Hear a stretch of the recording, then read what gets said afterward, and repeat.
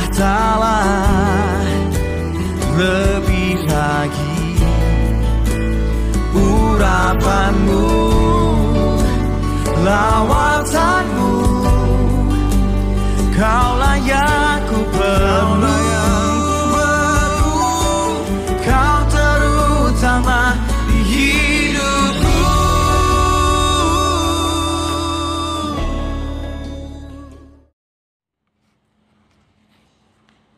Shalom Bapak Ibu Saudara sekalian dan selamat sore.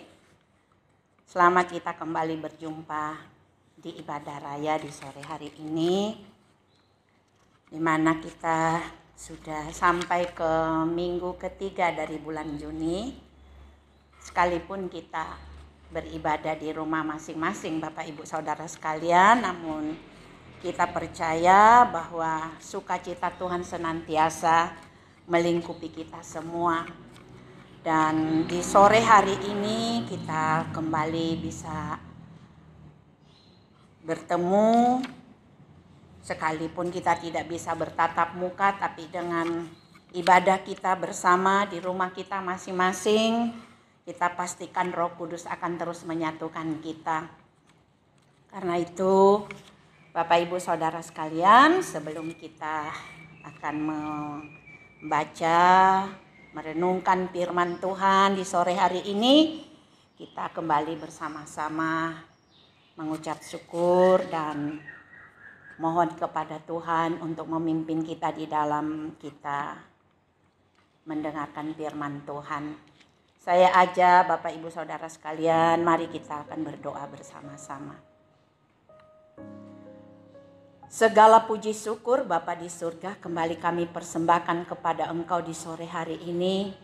Betapa kami merasakan kebaikan-Mu atas hidup kami sehingga kami kembali bisa beribadah bersama-sama, sekalipun Tuhan kami adakan ibadah kami di rumah kami masing-masing. Mohon penyertaan Engkau selama ibadah ini berjalan Tuhan, bahkan kalau nanti kami mendengarkan firman-Mu, kami tetap memohon Roh Kudus pimpin kami, sertai kami, sehingga Tuhan di saat kami mendengarkan firman-Mu Tuhan, kami bisa fokus, sehingga kami juga bisa mengerti. Kami rindu juga firman-Mu ini tidak hanya menjadi milik kami, tetapi kami juga bisa sampaikan, ceritakan, saksikan kepada saudara-saudara keluarga kami, orang-orang yang terdekat kami, baik mereka yang belum percaya kepada Engkau maupun saudara keluarga kami yang sudah lama meninggalkan Engkau. Terima kasih banyak Bapa di surga, lindungi kami di rumah kami masing-masing, dan Engkau menjauhkan kami Tuhan dari gangguan apapun sehingga konsentrasi kami beralih daripada firman-Mu. Kami bersyukur Tuhan karena kami percaya Tuhan sudah ada ber-Immanuel dengan kami di saat kami mendengarkan firman-Mu. Berbicaralah Tuhan, kami sudah siap mendengarkannya di dalam nama Tuhan Yesus Kristus. Haleluya. Amin. Kita patut bersyukur kepada Tuhan Bapak Ibu Saudara sekalian, karena kita bisa kembali diberi kesempatan untuk beribadah. Terlebihnya kita bisa kembali mendengarkan firman Tuhan, sehingga semakin banyak kita mendengarkan firman Tuhan. Roma 10 ayat 17 berkata bahwa iman itu bertumbuh dari pendengaran akan firman Tuhan. Karena itu mari kita bersama-sama dengan sungguh-sungguh mendengarkan firman Tuhan, dan kita memohon Roh Kudus terus bekerja di dalam hati kita sampai kita mengerti akan firman Tuhan. Dan di minggu ketiga ini Bapak Ibu Saudara sekalian, kita masih pada tema yang sama, itu tentang Roh Kudus. Dan saat ini peran Roh Kudus dalam keluarga. Pembacaan firman Tuhan dari 1 Korintus pasalnya yang ke-12 ayatnya yang ke-7 sampai ayatnya yang ke-8. Demikian firman Tuhan. Tetapi kepada tiap-tiap orang dikaruniakan pernyataan roh untuk kepentingan bersama. Sebab kepada yang seorang roh memberikan karunia untuk berkata-kata dengan hikmat, dan kepada yang lain yang sama memberikan karunia berkata-kata dengan pengetahuan. Puji Tuhan Bapak Ibu Saudara sekalian, sini bagaimana Roh Kudus punya peran untuk memberikan karunia. Karunia adalah pemberian atau anugerah yang Tuhan berikan kepada setiap kita orang percaya untuk melaksanakan atau menjalankan pelayanan. Dengan subtema kita di sore hari ini tentang peran Roh Kudus di dalam keluarga, tentunya karunia yang Tuhan berikan kepada kita Bapak Ibu Saudara sekalian, agar masing-masing anggota keluarga bisa atau dapat menjalankan fungsinya di dalam keluarga. Roh Kudus memberikan arahan atau tuntunan agar perilaku setiap anggota keluarga sesuai dengan keinginan Tuhan, serta menjadikan sebuah keluarga yang memiliki model kerajaan Allah yang dipenuhi dengan kemuliaan Tuhan. Sering kita dengar dengan istilah atau kata-kata menjadi keluarga sakinah glory. Itu yang dimaksud oleh Tuhan, agar Roh Kudus itu ada bagi kita dan Dia telah mengaruniakan karunia-Nya kepada kita. Kalau kita membaca Bapak Ibu Saudara sekalian dari ayat 8 di pembacaan kita di sore hari ini, dikatakan bahwa kepada yang seorang roh memberikan karunia untuk berkata-kata dengan hikmat, dan kepada yang lain roh juga memberikan karunia berkata-kata dengan pengetahuan. Ayat tersebut berbicara tentang karunia berkata-kata atau karunia berkata-kata dengan pengetahuan, sangat penting dan perlu keluarga kita juga memilikinya, karena dengan perkataan hikmat atau berkata-kata dengan pengetahuan yang daripada Tuhan, Bapak Ibu Saudara sekalian, pasti bisa meredakan situasi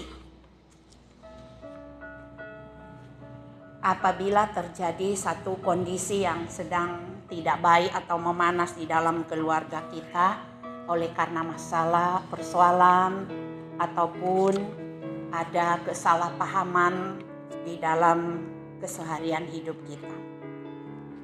Karena itu,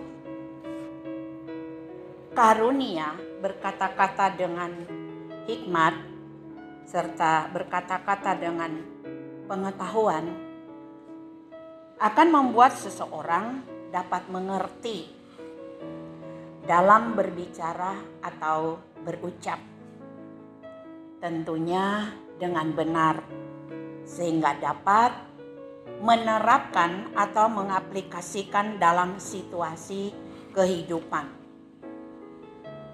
Kalau kita melihat Bapak Ibu Saudara sekalian, ada salah satu contoh di 2 Raja-Raja pasalnya yang ke-4, di sana diceritakan tentang keluarga perempuan Sunam.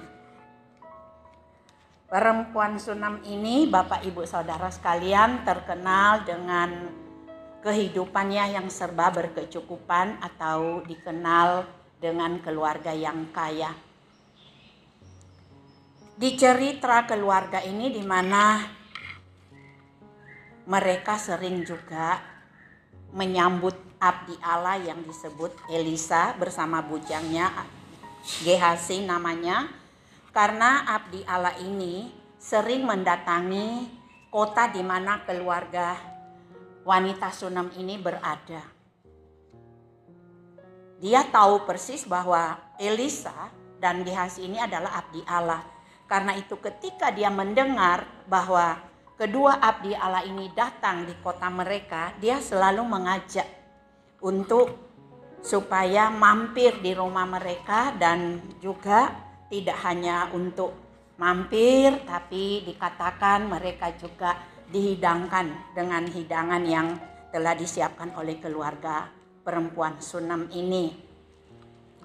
Lalu dengan seringnya abdi Allah ini berada di rumah perempuan Sunam ini, maka sekali waktu di mana Elisa memperhatikan keluarga yang begitu berkorban kepada mereka, berkata kepada bujangnya Gehazi, kita memperhatikan bagaimana jeripaya daripada perempuan itu untuk melayani kita, dan coba selidiki, lihat kira-kira apa yang bisa kita tolong atau memberikan pertolongan terhadap keluarga ini. Lalu Gehazi berkata, Bapak Ibu Saudara sekalian, mereka tidak memiliki anak sementara suaminya sudah tua.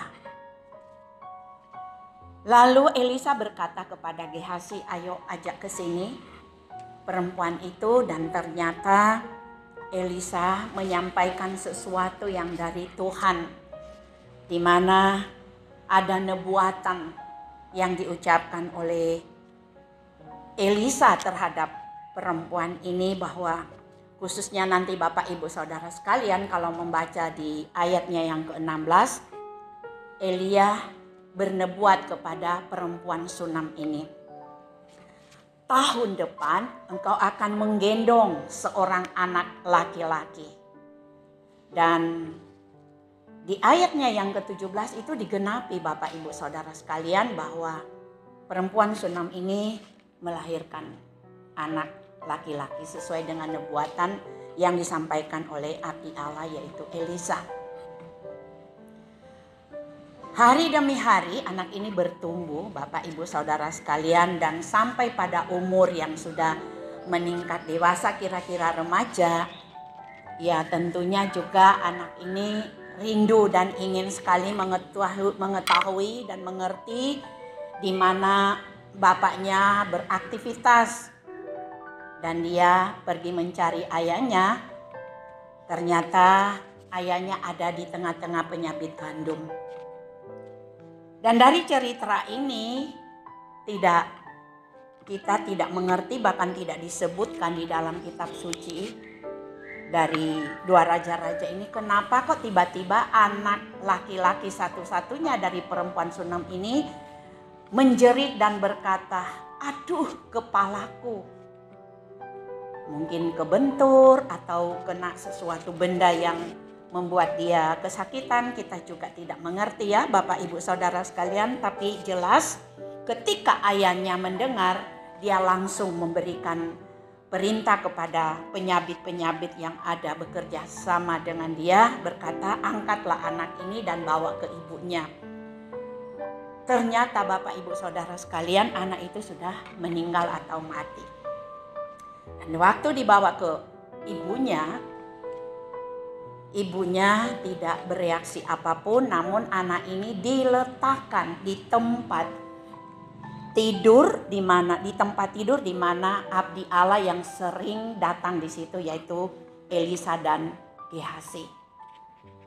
Dan saat anak itu diletakkan, dibiarkan seorang diri di kamar, kemudian dia pergi dan memanggil suaminya. Perhatikan Bapak Ibu Saudara sekalian, kita sedang belajar tentang karunia berkata-kata dengan hikmat dan berkata-kata dengan pengetahuan. Di ayat 22 dan ayat 23 berkata seperti ini. Sesudah itu ia memanggil suaminya serta berkata, "Suruh kepadaku salah seorang bujang dengan membawa seekor keledai betina. Aku mau pergi dengan segera kepada abdi Allah itu dan aku terus pulang." Berkatalah suaminya, "Mengapakah hari ini engkau hendak pergi kepadanya? Padahal sekarang bukan bulan baru dan bukan hari Sabat." Jawab perempuan itu, "Jangan khawatir."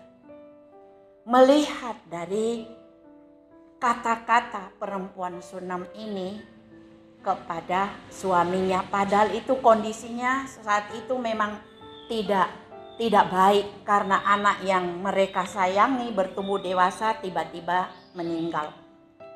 Dan kalau kita bisa bandingkan dalam keseharian hidup banyak orang, banyak keluarga, pasangan suami istri, ketika menghadapi keadaan seperti ini belum tentu loh Bapak Ibu Saudara sekalian bisa menghadapinya, kemudian bisa punya kata-kata seperti perkataan perempuan Sunam ini. Begitu hikmat kata-kata yang disampaikan kepada suaminya yang seharusnya suaminya disalahkan, dimarahin, dibentak-bentak dan sebagainya. Tetapi yang dikatakan oleh perempuan Sunam ini supaya suaminya bisa mempersiapkan bersama dengan bujang mereka untuk dia pakai pergi ke abdi Allah itu seekor keledai betina. Dan suaminya berkata bahwa, "Kok dengerin toh Bu, ini bukan hari Sabat dan bulan baru kok pergi ke bait ke abdi Allah." Dan dia berkata, "Gak perlu khawatir, aku akan segera pulang." Nah, di sini Bapak Ibu kita memperhatikan begitu penting pemberian Allah atas kita, yaitu karunia, apalagi karunia berkata-kata dengan hikmat dan pengetahuan. Kali ini Roh Kudus mengajar kepada kita semua yang sudah berkeluarga, terutama bagi Bapak Ibu sebagai pasangan suami istri menghadapi kondisi, keadaan atau menghadapi mungkin juga keadaan anak-anak kita yang hari-hari ini juga bisa membuat Bapak Ibu Saudara sekalian terkadang ada kekhawatiran, ketakutan karena keterbatasan Bapak Ibu sebagai orang tua untuk terus mendampingi dan menuntun anak-anak di dalam belajar mereka yang sebelumnya Bapak Ibu Saudara sekalian tidak pernah menghadapi kondisi seperti ini.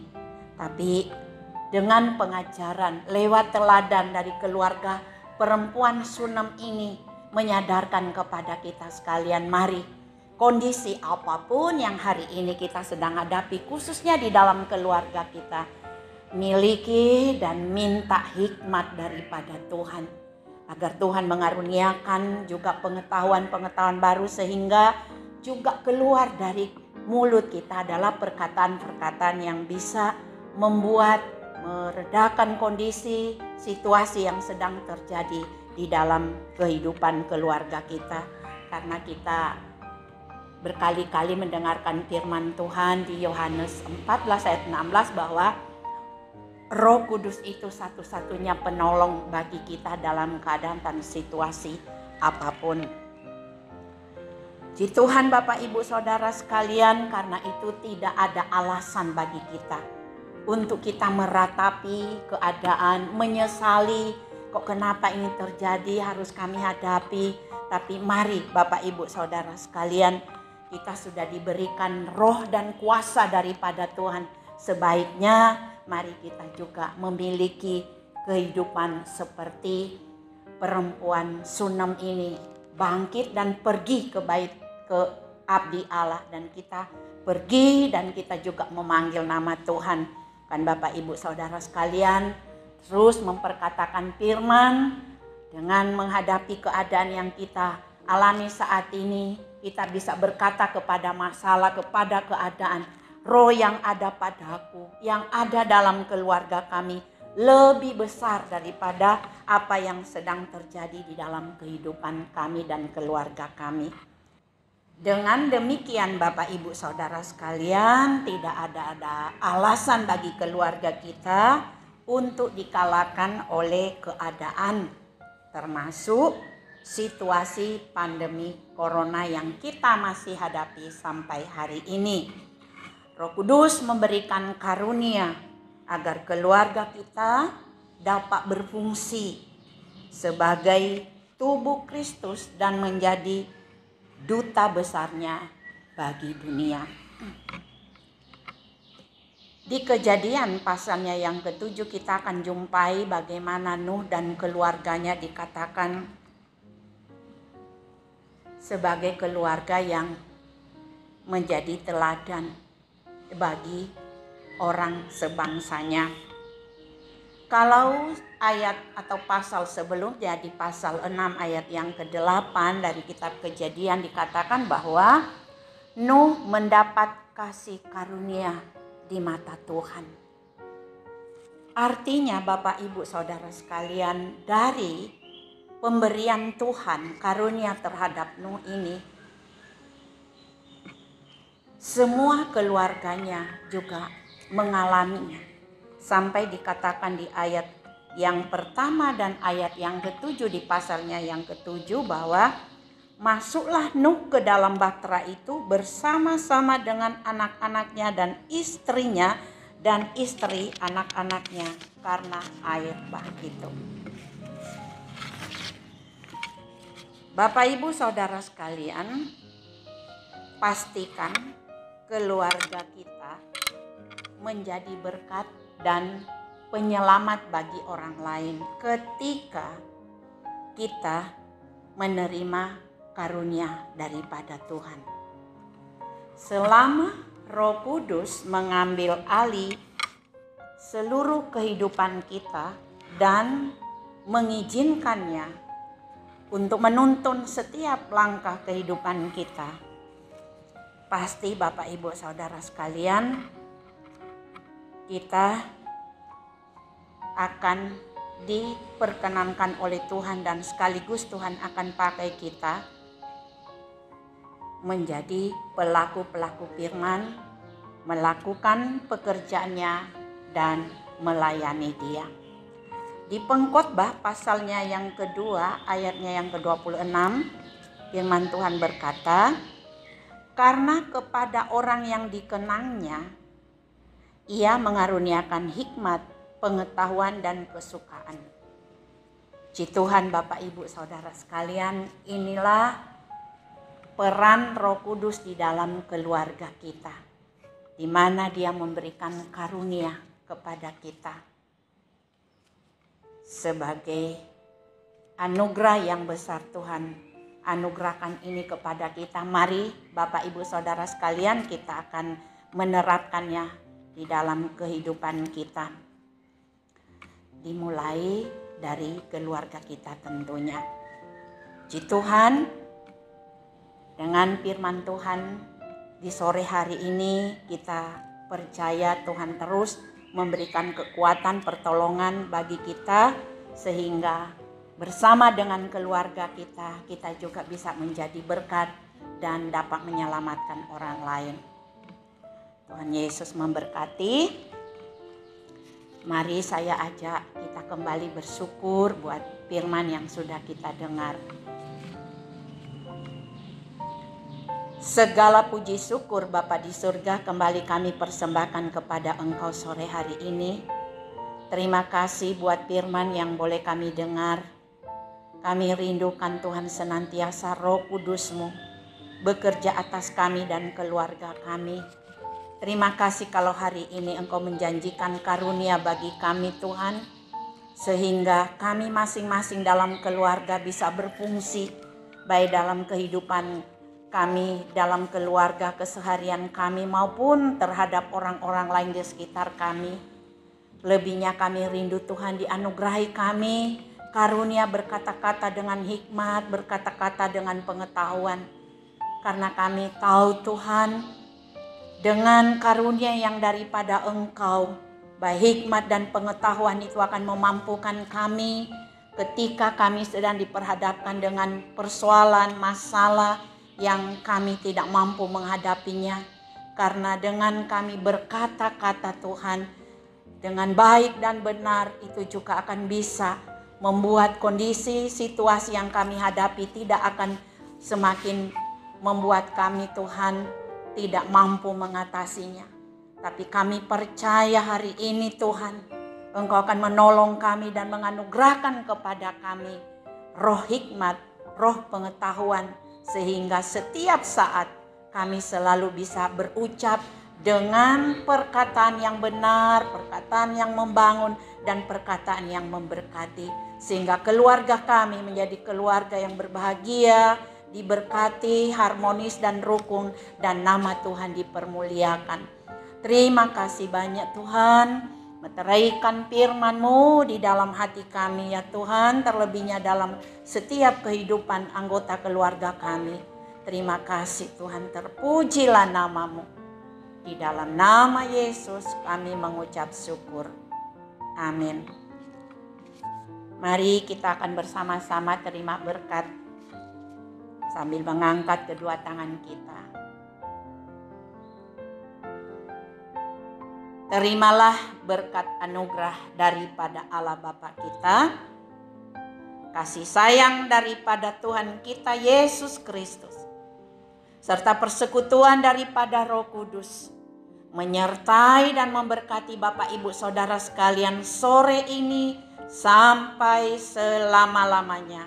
Di dalam nama Tuhan kita Yesus Kristus, mari kita yang percaya setiap janji yang dijanjikan Tuhan bersama-sama kita katakan amin. Bekerjalah ya Roh